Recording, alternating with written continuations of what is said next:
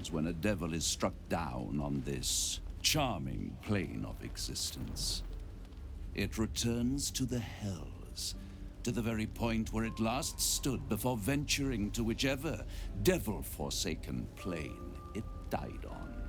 In the case of our friend Yrgir, the Orthon you so handily dispatched in the Temple of Shah, he manifested in my House of Hope.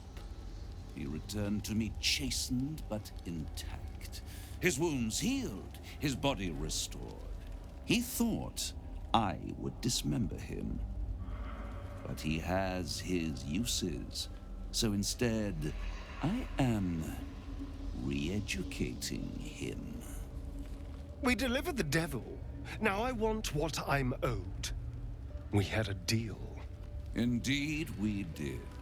I discovered all there is to know about those scars of yours. It's a rather grim tale, even for my tastes.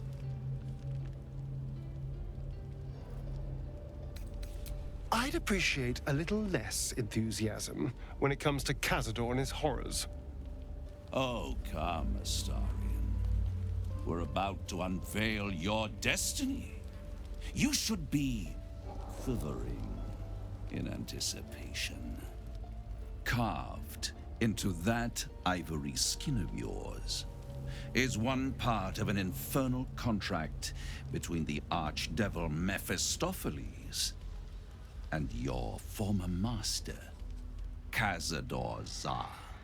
In full, the contract states that Cazador will be granted knowledge of an infernal ritual so vile it has never been performed. The rite of profane ascension. It promises to be a marvelous ceremony, very elaborate, incredibly ancient, and entirely diabolical. If he completes the rite, he will become a new kind of being, the Vampire Ascendant. All the strengths of his vampiric form will be amplified, and alongside them he will enjoy the luxuries of the living. The arousals and appetites of man will return to him, and unlike Astarion, he will have no need of a parasite to protect him from the sun. But the ritual has its price, as all worthwhile things do. Lord Cazador will need to sacrifice a number of souls, including all of his vampiric spawn, if he is to ascend. Imagine how he felt then, when one of those precious spawns simply disappeared into thin air. The only missing ingredient is Astarion. You are the final piece he requires to complete the ritual. Your scars bind you to it. Your soul will set off a very wave of death, bringing Cazador his twisted life. And that, my tragic and toothsome friend, is that.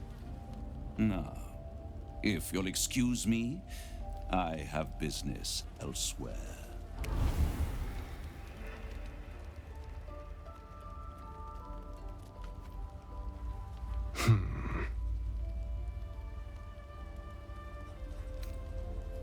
I was contemplating.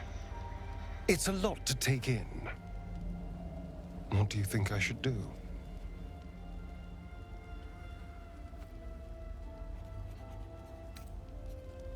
How long do you think I can run? He has an eternity to find me. He'll never leave me alone. I didn't think he would when I was just one more wretched toy for him to play with. But if I'm the key to this power he craves, he'll hunt me to the ends of Faerun. I need to take the fight to him, and I need you to help me.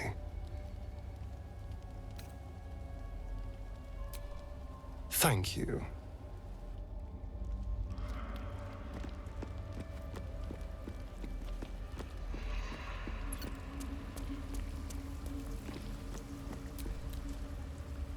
What can I do for you, my friend? Then I'll see you tonight. You...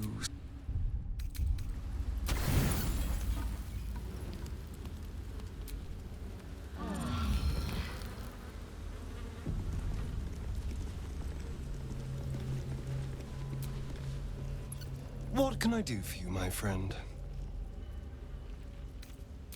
Before anything else, I need to know where it's happening. To the public, Cazador is an ordinary noble.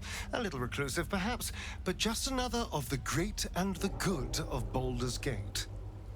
He has a grand palace on the hills of the gate, where he hosts the city's high society.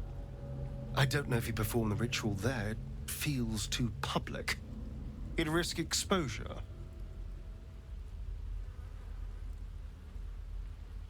I know. Subtle, isn't it? I hope so.